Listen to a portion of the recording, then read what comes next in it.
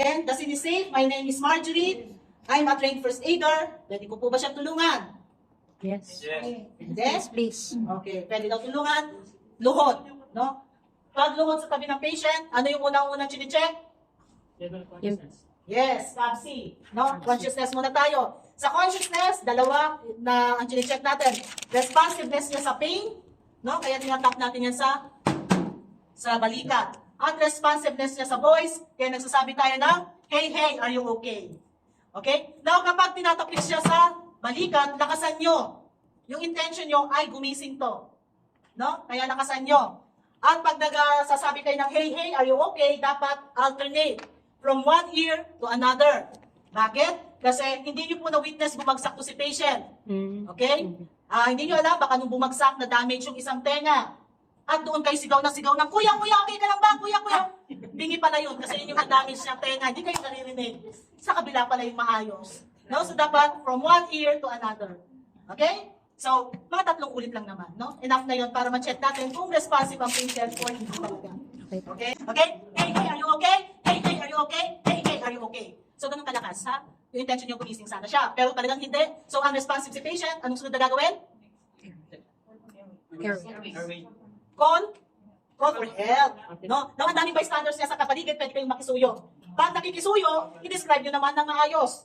Hindi yung mga pogi o mga beauties, patawag na ambulance, so wag ganon. So again, ito lang blade ng kamay, ha? At kapag nag-head tilt kayo, dapat nakatukod ang siko nyo sa ground. Kasi again, pag hindi ito nakatukod sa ground, ang tutukuran niyo palagi yung muko ng patient. No? Kawawa naman si patient, wala namang puso at hindi nga, ginawa niyo pagtukaran. No? So, elbows on the ground, head tilt, silipin ang bibig at ilong. Okay? Kung wala namang bara, proceed na kayo sa susunod. Ano yung susunod na i-check? Breathing. Paano ulit si breathing? Head tilt yan ulit. Then, tingin kayo sa dibdib ng patient. And at the same time, no, pwede nyo na rin isabay yung checking ng pulse. Kasi sabay yan, 10 seconds. So, check for the breathing and pulse, 10 seconds. Okay, ganyan ang pwesto. Again, yung pulse na i-check nyo, kung nasa ang side kayo, yun yung hawakan nyo. No, wag yun ang itinatawid yung kamay nyo sa kabilang carotid, ha? Dito na. Kasi unang-una, pag nakaganyan kayo, no, pwedeng nabablock ng kamay mo yung vision mo ng chest niya. And also nga baka sabihin sinasaka nyo si patient.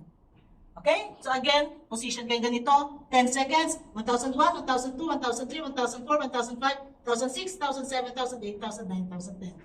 No? After 10 seconds, that is enough to check kung may pulso o hininga si patient. Enough na yun.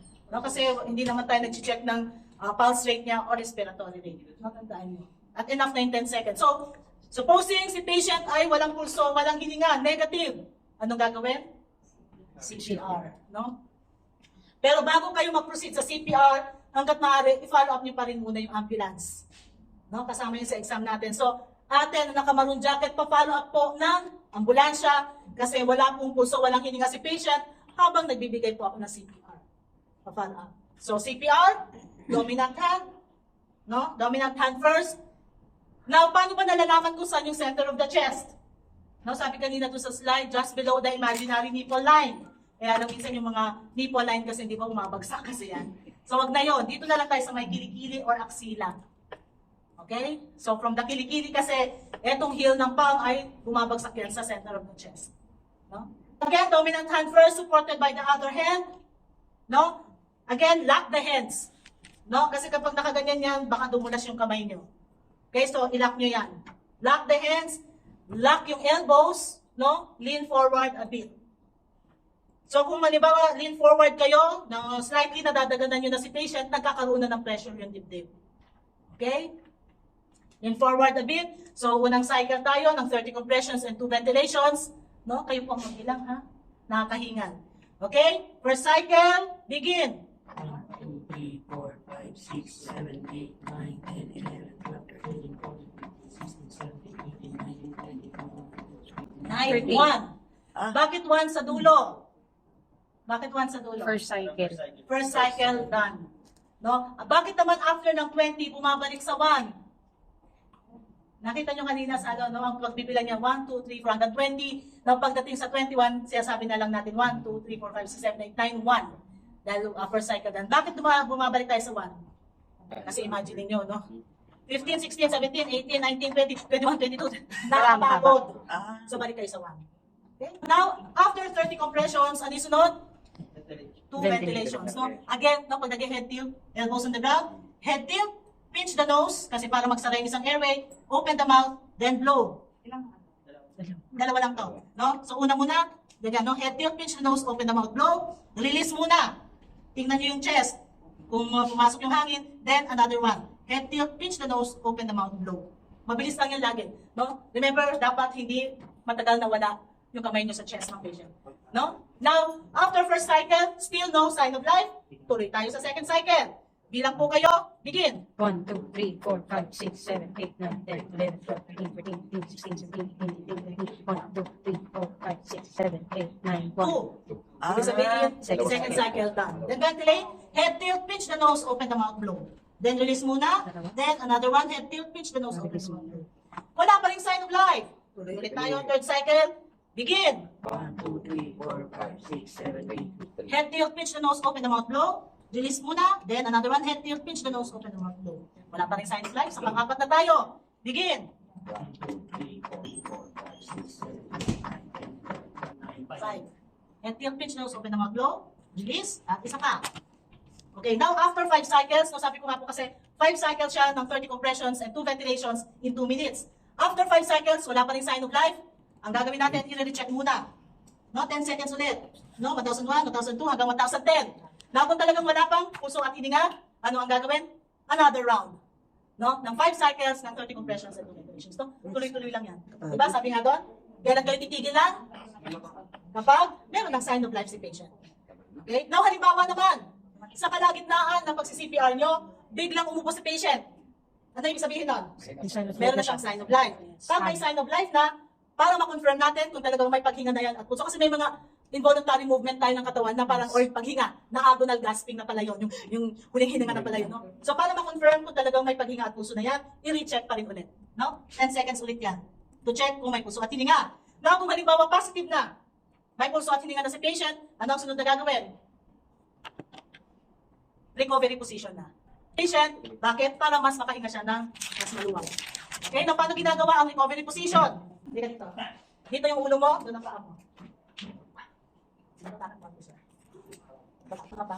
Okay, supposing siya yung patient na na-revive natin. No? So meron na siyang confirmed na, meron na siyang hininga at pulso. So itatagilid natin para mas makahinga pa siya ng mas maluwag. So paano ginagawa yon? Sige, diretso lang. Namula tuloy. Yung kamay niya na malapit sa inyo first aiders ay iangat lang ng diretso. Yung kamay niya na malayo sa inyo ay ano ba ibigay? Ibigay, bahala ka kasi pasyente ka eh. Ay, event lang. Pwedeng sa tiyan niya ipatong or sa dibdib. Oo nga eh. Now, yung paa niya na malayo sa inyo, i-cross over lang yan yung sa paa malapit sa inyo. Kaya lang, kung halimbawa si patient ay may back injury, no? Hindi niyo po yan pwedeng i-cross over kasi baka matwist ang likod. So, paano po ang gagawin? I-bend lang po ito. Okay? Then, hawakan si patient sa balikat at sa balakang, then do the lag roll, sideline position. No? Isandali po siya sa hita nyo. Hindi ko alam kung nanginginig yung patient ko o ano, tawa siya ng tawa. No? Yung recovery position. At habang nasa ganitong position, chine-check natin siya from head to toe. Di ba? Diniscuss sa inyo. No? Head to toe para ma-check kung may further injuries siya, such as DOTS. Ano ba yung DOTS? Deformities, open wound tenderness, at swelling. So, isang sweep yan from head to toe. No? Pero huwag yun nakapit sa inyo, yun naman yung i-cross over. Ganyan. Okay? Then again, hawakan siya sa balikat at sa balakang, then roll. No? Hayaan siyang sumuka. No? But then first aiders, no? Kung i-roll nyo si patient ng away from you, dahan-dahan naman. Kasi baka na-excite kayo, ni-roll nyo todo si patient no gumulong-gulong. Ha? Diretso sa So kanal na. dahan-dahan lang. Ha? Sige, thank you, sir. So, yung kung nag-remove ng contaminated gloves. So, ang gagawin nyo ito. No? Pag may gloves ang kamay at may dugo-dugo yan o pinahawak ko sa yung pinahawak sa katawan nyo yan, ha? Makakontaminate kayo. So, ito lang, pisilin lang ito palayo para lumuwag yung gloves, then ibaliktad lang. No? Hanggat maaari, huwag yung papipitikin. Kasi kung may dugo yan, tatalsikan, no? Now, hawakan siya dun sa kamay na may gloves pa. Na wala ng gloves to. So, sukitin nyo na lang yung loob. Ano? Then, balik na rin din. Isa na ko na ngayon. Then, dispose nyo properly. Huwag pakalat-kalat, ha?